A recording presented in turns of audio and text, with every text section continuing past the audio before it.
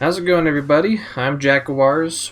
Welcome back to another edition of Alternative Programming. This is a show where we take topics other than NASCAR, and then we talk about them. Last time we did an alternative programming, I kind of just threw up some gameplay. It wasn't even a commentary like this, just because I wasn't able to get the time to do that. I mean, I could have done it all in the car, somewhere that's not as loud during last week. But regardless, you guys saw me and a few members of the Gaming Master guys fight the Ender Dragon in Minecraft. So that was something. Pulled up a lot of bags, tricks, such as TNTing the center of the arena that we were fighting the dragon. That dealt a good chunk of it. But regardless, it's a brand new week, another edition of Alternative Programming, and in this one, we're talking about the franchise of Splatoon. And that's going to complement the gameplay in the background. We're playing Splatoon 2. Not some of my finest gameplay. I kind of just had a mini play session of Splatoon just for footage. Just for this.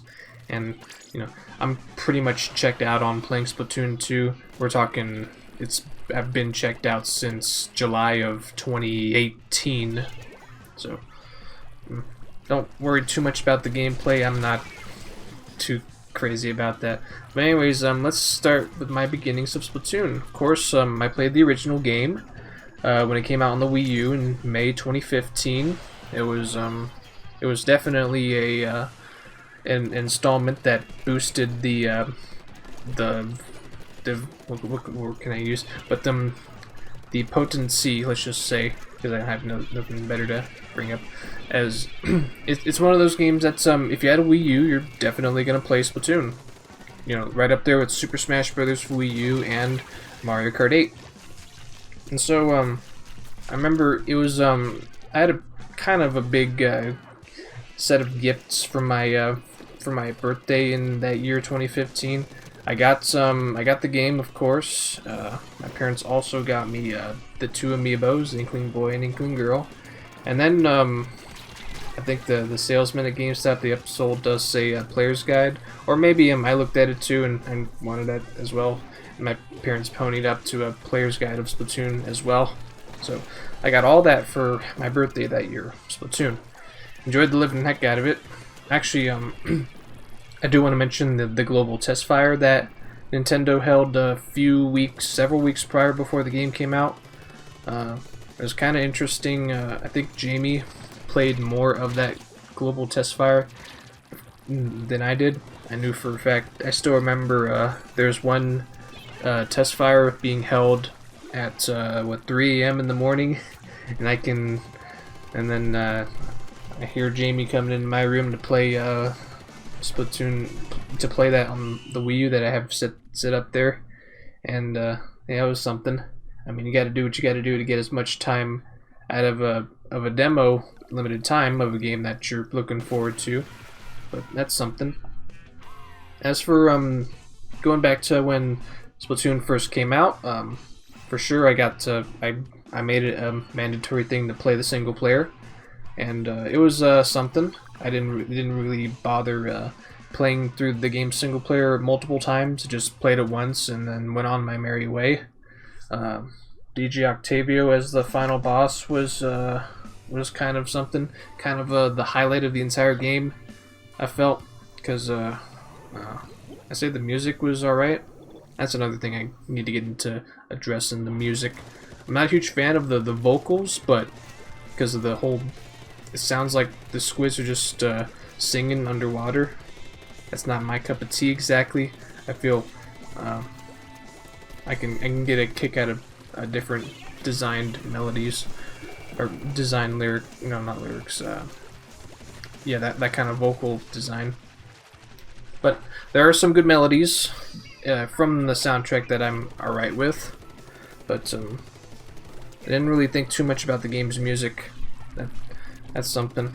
But I think the multiplayer for Splatoon, here's one thing I really have a big issue with the whole Splatoon franchise. This goes on from not just the Wii U version of Splatoon, but also into the sequel for the Switch, Splatoon 2. It's you can get a lot of good fun out of Splatoon if it's, say, your if you're in your first about 150th hour playing in the game's multiplayer, then once you unlock everything and you're really only looking at upgrading your gear, then the game's very short on things to earn towards during every multiplayer match. And I feel that was a very quick turning off point for me, and that's why I stopped playing Splatoon 2 in the middle of July 2018.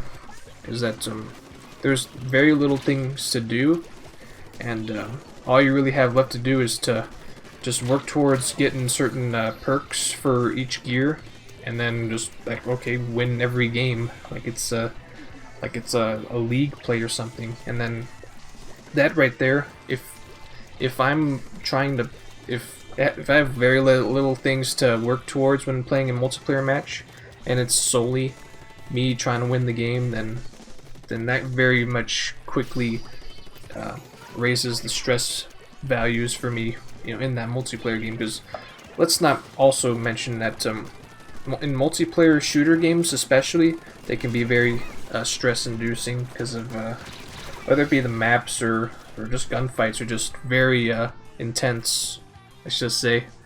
So that's a big weakness that Splatoon has for me, is there has to be good.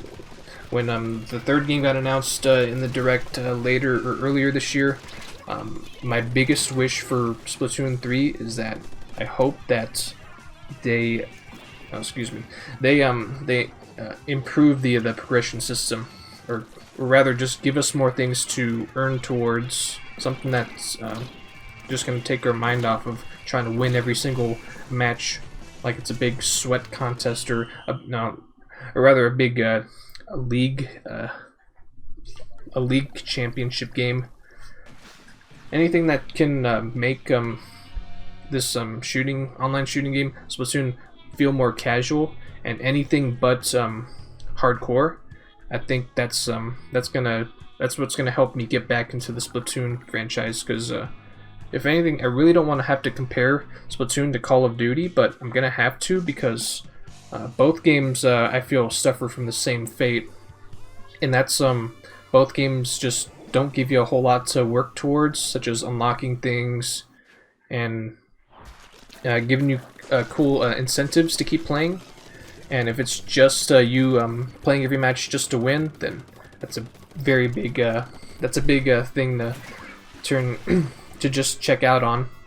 So yeah, that in summary, I really need Splatoon to give us more content, especially towards unlocking things. I feel the Salmon Run, if they bring that back in Splatoon 3, which is something introduced in the second game, I feel they can improve and give us more things on that.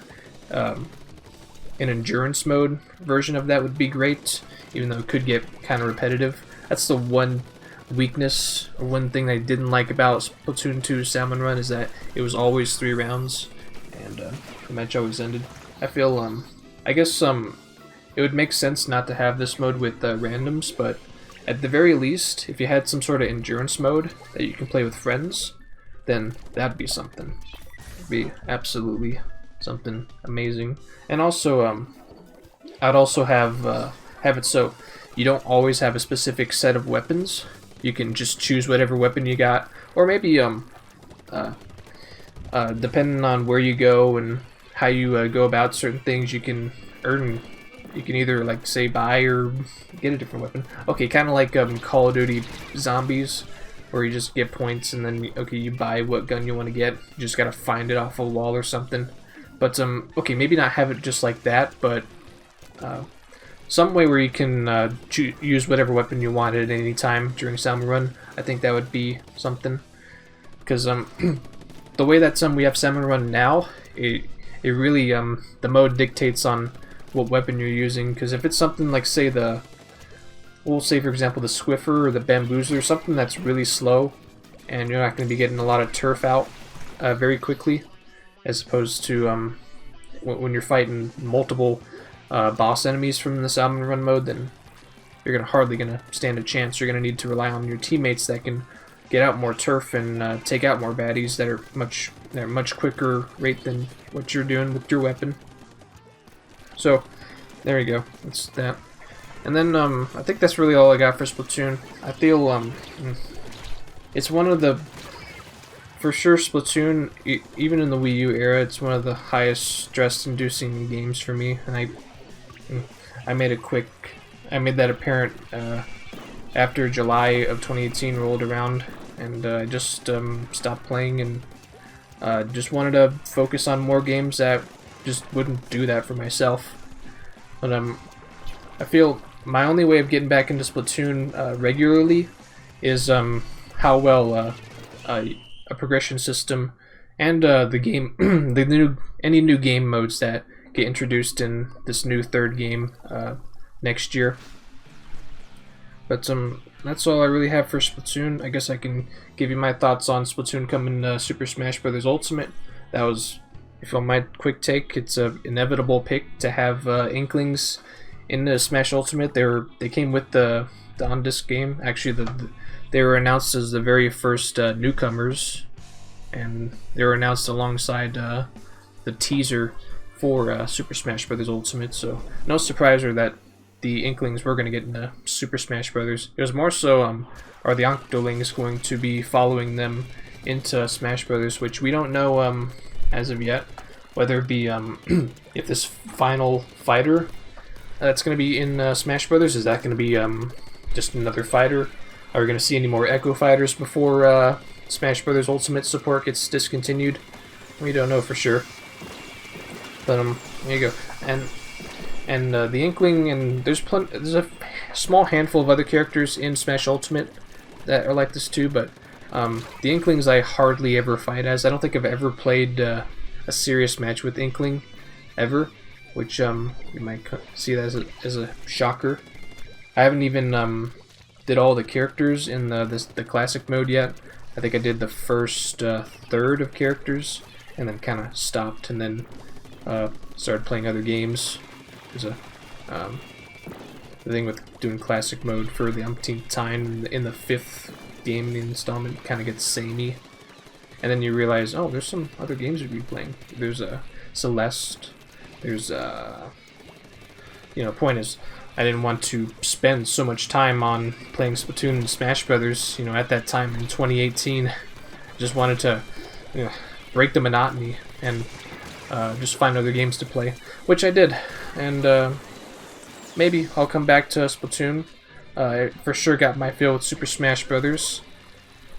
So I'm ready to move on to any other game besides Smash Brothers. And then if Splatoon 3 is promising on release day, then I'll for sure get back into playing more Splatoon-related games. I guess one final nugget I can add to this commentary is the Octo expansion for Splatoon 2, that it had its own single-player expansion.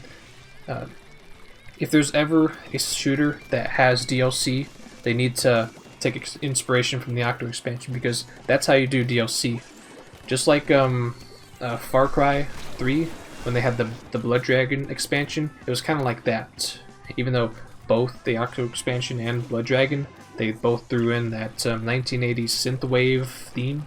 You don't need to have that just to have a good expansion, but the point is, you got a lot of unique content. You got a good single player DLC added with to the game that that already has a single player.